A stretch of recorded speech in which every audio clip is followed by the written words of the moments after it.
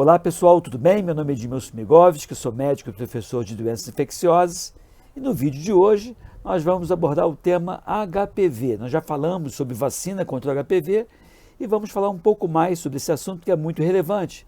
Afinal de contas, o HPV, que é o papilomavírus humano, né? A gente chama humano porque tem outros papilomas que atacam outras espécies, ele é o vírus que causa o papiloma, que é a verruga, em alguns casos, alguns tipos, mas que causa o câncer.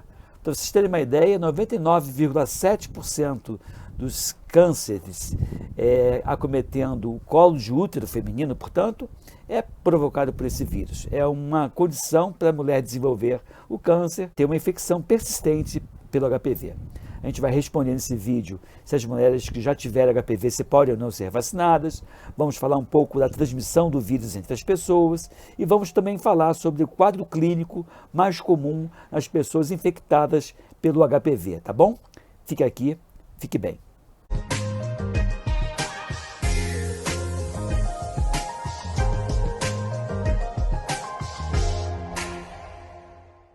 Pois é, pessoal, se eu perguntasse assim, né, qual é o quadro clínico? Tá um sol aqui, tô aqui fazendo minha vitamina D, então eu vou tomar a liberdade de colocar o óculos escuro, tá bom?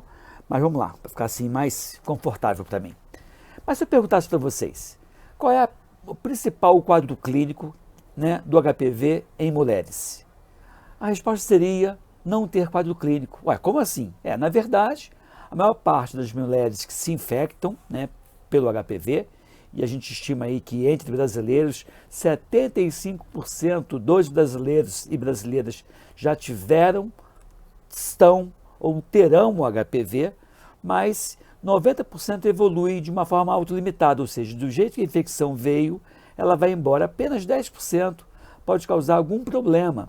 E é justamente o HPV latente, a infecção longa, a infecção crônica pelo HPV, que pode trazer como consequências o câncer de colo de útero, por exemplo. A forma que você tem de detectar é, no caso da mulher, fazer os exames periódicos, o que a gente chama de Papa Nicolau, que é um exame de triagem, aquele exame que a mulher vai até a clínica da família, o ginecologista, o clínico geral, ou até mesmo o médico da estratégia de saúde da família, porque eles têm capacidade ou competência para esse tipo de coletar o exame, né, aquele esfregaço do colo do útero e analisar em laboratório para saber se tem ou não células sugestivas de estarem infectadas pelo HPV oncogênico.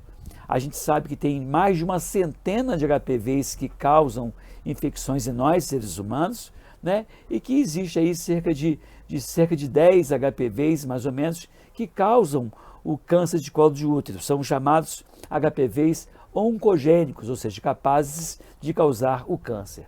Dentre todos os capazes de causar câncer, os mais frequentes é o HPV 16, 18 e 45. Né? E aí você já tem uma resposta daquela pessoa que diz assim, já tive HPV, posso me vacinar? Pode, até porque a vacina protege, dependendo do tipo de vacina que você venha utilizar, para 2, 4, até mais HPVs. Então, de repente, você já foi infectada por um, mas não por todos. Então, ainda assim, vale a pena você se vacinar, independente do passado vacinal, independente das outras vacinas, obviamente, independente do passado de já ter tido ou não uma infecção pelo HPV. Então, no SUS, a vacina disponível protege para 4 tipos diferentes de HPV, sendo o HPV 16 e 18, os dois principais vilões em causar câncer, e o HPV 6 e 11, que são os dois principais vilões em causar verruga. Né? Não só as mulheres podem ser afetadas por esse tipo de HPV que causa o câncer, homem também. Então você pode ter câncer de pênis, você pode ter câncer de ânus, você pode ter câncer retal, ou seja, o HPV ele é famoso, né, em causar o câncer de colo de útero, mas ele pode causar câncer em outros lugares do organismo, até mesmo de garganta e boca e língua. Então, assim, a gente tem que ter o pensamento mais amplo acerca do HPV. É uma DST? DST seria doença sexualmente transmissível? Sim, mas mais DST, ele é uma IST, que é uma infecção sexualmente transmissível. Eu faço essa distinção porque a DST você está doente, IST você está infectado. E boa parte das pessoas que se infectam com HPV, oncogênico ou não, essas pessoas têm a infecção sem uma doença instalada. Isso porque o teu próprio sistema imunológico é capaz de, né, colocar para fora esse vírus e você não ter o problema. Por isso que ainda que seja um vírus mais impactante em termos de causar infecção no Brasil e no mundo, você tem aí poucos casos, né, relativamente falando, de câncer, porque boa parte das mulheres acabam evoluindo para a cura. Mas mesmo tendo poucos casos, né, que desenvolve o câncer, como são muitas pessoas infectadas, esses poucos casos representam muitas pessoas. A estimativa no Brasil é que nós tenhamos cerca de 20 mil novos casos de câncer em mulheres. E metade dessas mulheres acaba evoluindo para óbito. Isso porque o diagnóstico é dado tardiamente.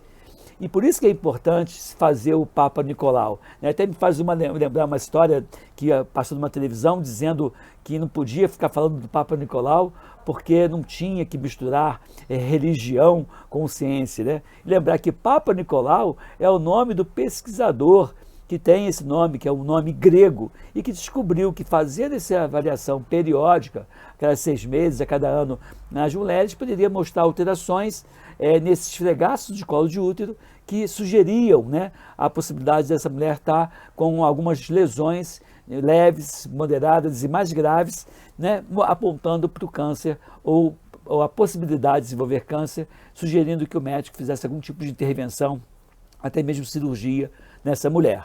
Então, ficar atento para essas observações, é bem interessante. Como eu falei para vocês, se eu fosse esperar sinais e sintomas para diagnosticar, eu perco o melhor momento.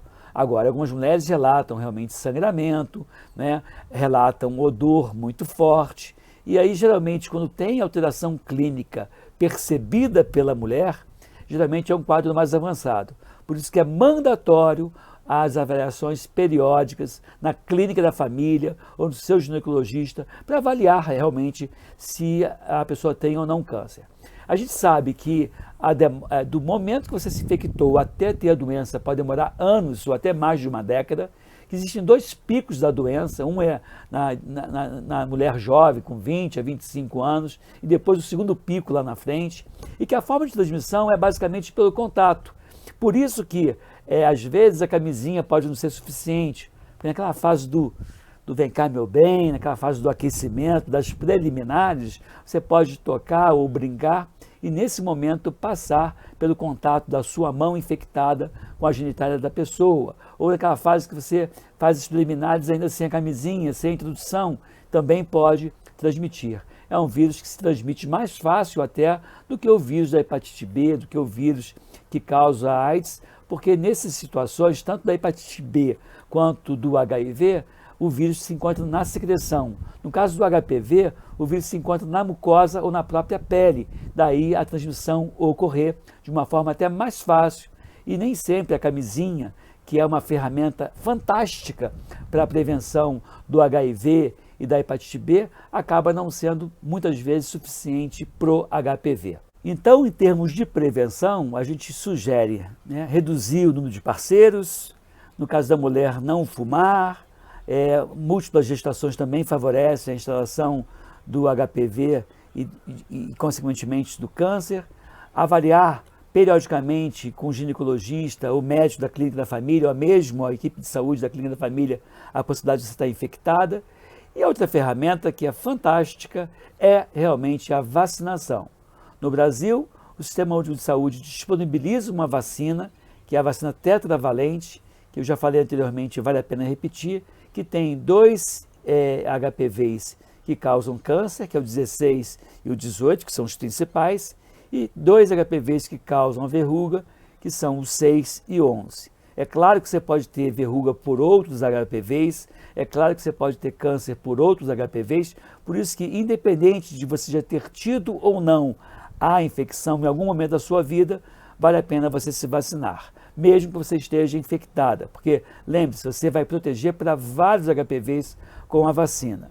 E no Brasil, a vacina vem sendo feita na saúde pública para meninos, né, entre 11 e 14 anos e para meninas entre 9 e 14 anos. Por que se escolheu essa idade?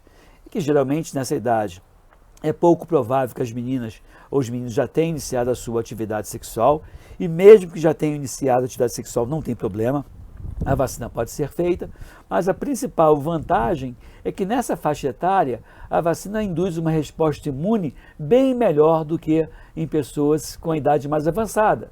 Então, por exemplo, se você for fazer a vacinação de uma mulher de 30 anos de idade, você vai fazer o esquema nessa vacina da Merck Sharp Dominant, que é a mesma vacina que está no posto de saúde. Você vai fazer o esquema de 3 doses, 0, 2 e 6 meses.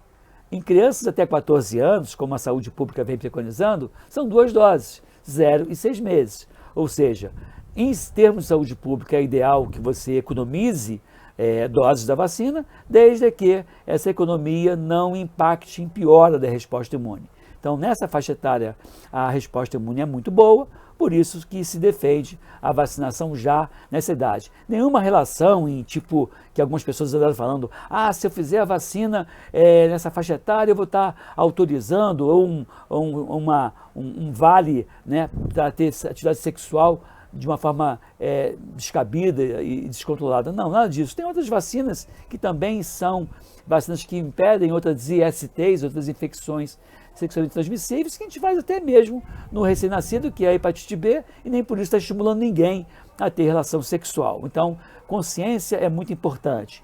E alguns países, como a Austrália, por exemplo, onde a vacinação foi feita de uma forma bem ampla, lá os casos de câncer de colo de útero reduziram-se bastante.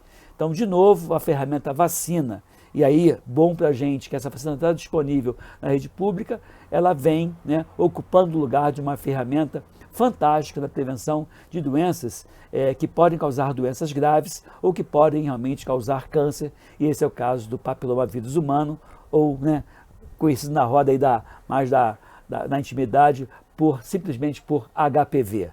E aí lembrar, para finalizar nosso bate-papo, que pode causar câncer ou não. Aquela verruga que você tem na ponta do dedo é HPV não oncogênico. Então, assim, é muito, muito, muito comum o HPV, e que aquela verruga na ponta do dedo não tem nada a ver em apontar ou contar estrelas. Tem a ver realmente com esse vírus que pode causar essa alteração, né? Mas lembrar que no caso do HPV, que causa verruga, ele não causa câncer. Espero que vocês tenham gostado desse vídeo, né? Que compartilhem, porque informação de qualidade salva vidas. Desculpe aí pelo óculos escuro, mas aqui está um sol bem legal, bem gostosinho, de manhã. Eu aqui fazendo a minha vitamina D. E outra coisa, se inscreva no nosso canal, né? Se inscreva também no canal, lá na nossa plataforma, na Mi Brasil, que é Médicos Independentes do Brasil, porque lá naquela plataforma a gente está conseguindo colocar vídeos que, infelizmente, vêm sendo censurados em outras plataformas. Por isso que é muito importante você nos seguir aqui no YouTube e nos seguir lá também na plataforma mibrasil.org, tá bom? Fique bem, cuide-se bem e fique com a gente.